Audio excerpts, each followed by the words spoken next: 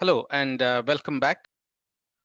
So the last time where we left this off, we were successful in getting this boilerplate um, UiPath automation, running by passing in the parameters or the parameter values and getting the results back.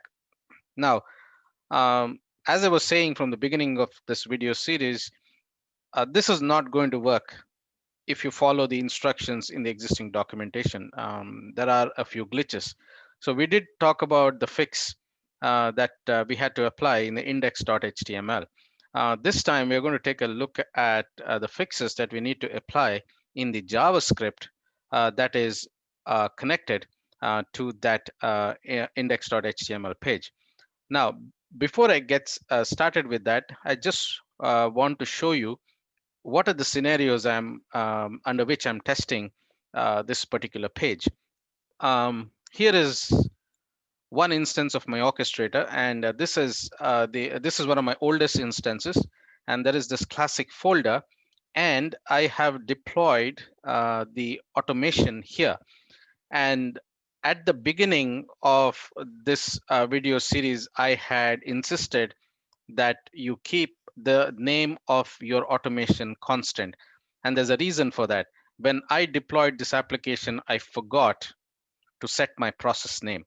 So what happened is it set the orchestrator set the process name automatically to the name of the automation and the environment under which um, it's deployed.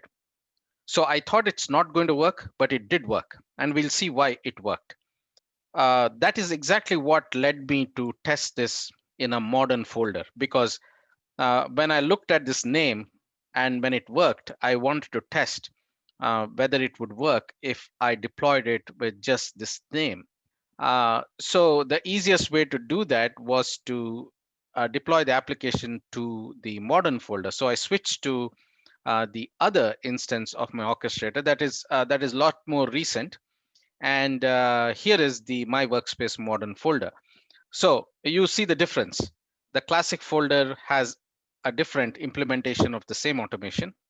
It's got automation name and the environment, and the modern implementation has got just the process name. Now here's the fun part.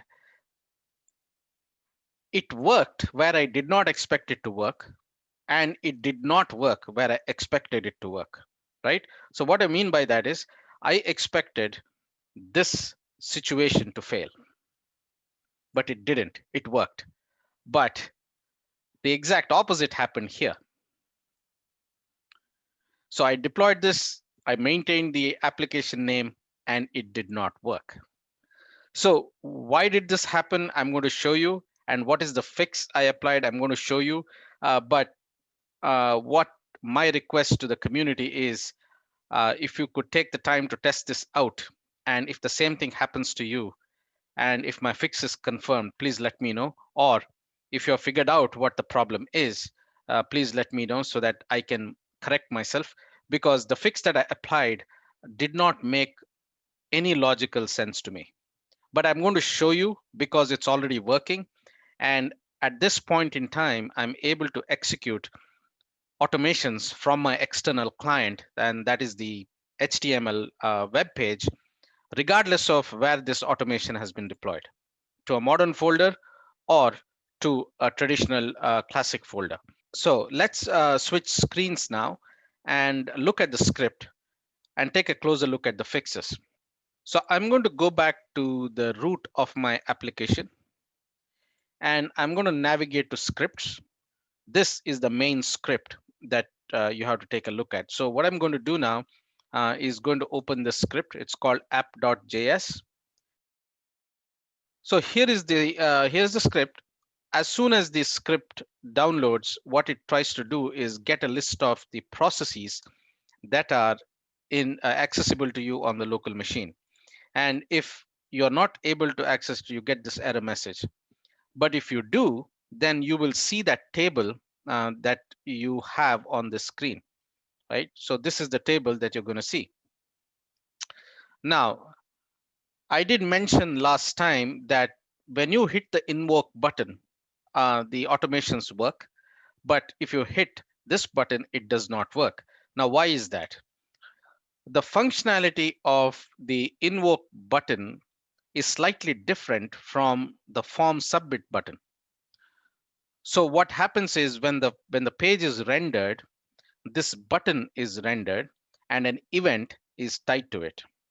So what happens is the script disables the default submit action of this button and then ties an event to it, an event handler to it. So when you click this button, what happens is it tries to run this process by looking at its name, right? So if it finds the name in this list, then that process is executed, and that's why you're seeing the result here. So this happens at the initial part of your script. So your form renders, and when your form renders, there's the submit button.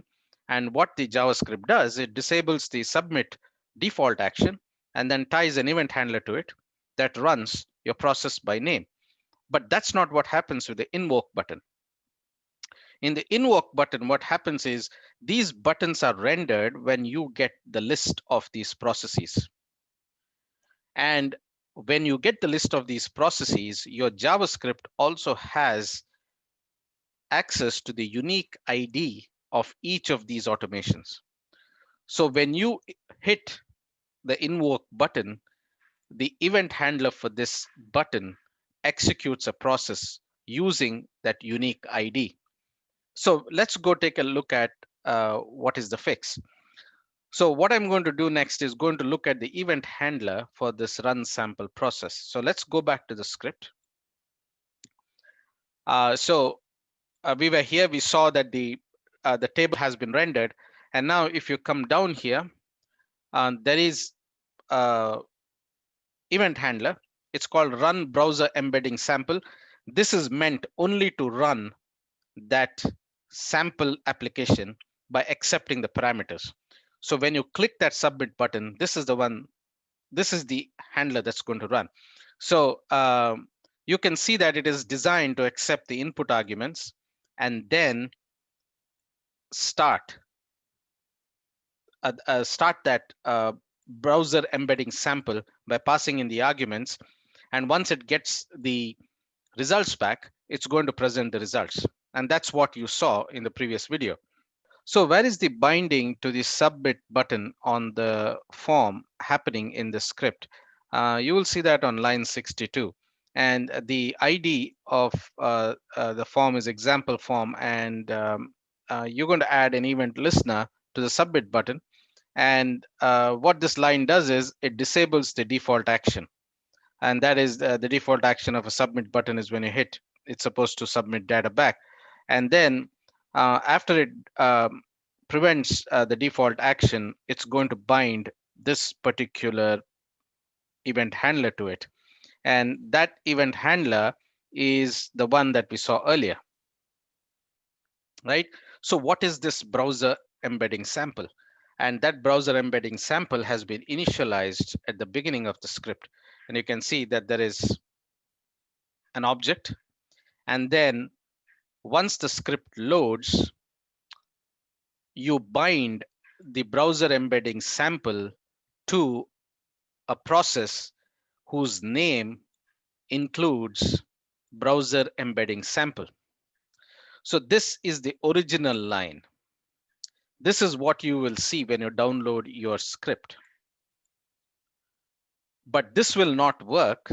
I don't know for what reason, but it does not work when your automation is deployed to a modern folder. But this line, and I say this line works when automations are deployed to default, to classic or modern folders.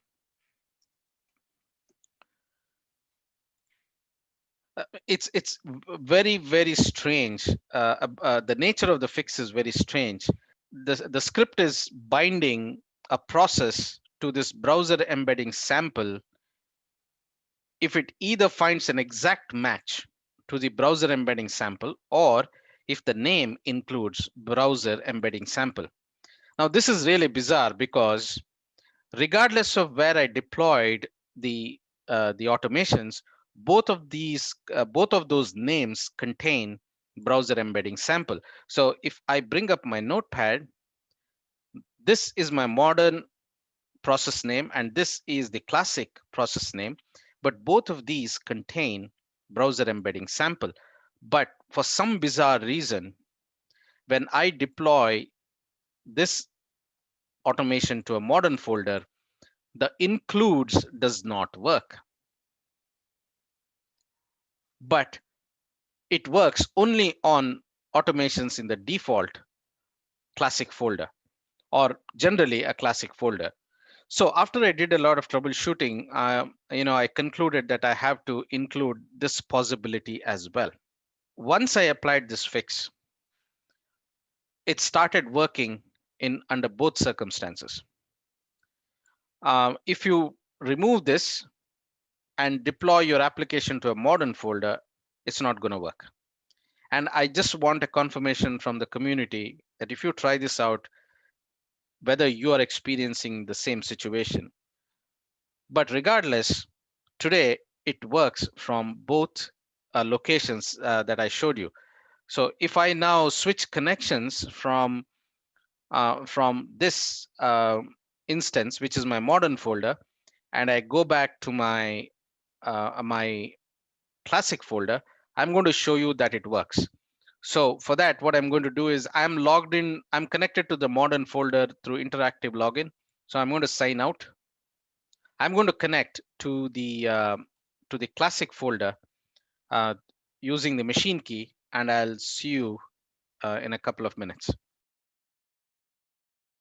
Okay, so now I'm back with my UiPath assistant connected to my classic orchestrator instance. So you can see now that the name of the automation has changed. It is automation name underscore the environment. And there are many number of automations here as compared to the one that you saw earlier. So how do we confirm that? If I go back here and look at this, there are about 9 automations. And please remember, I have not turned off my web server. My server, the Lite server is still running. So what I'm going to do now is I'm going to simply remove this and hit refresh, and let's see what happens. Now this time you're going to see 14 automations. That proves that you're now connected to the classic instance, and here you see the classic deployment of this sample boilerplate process. Now, is this going to run?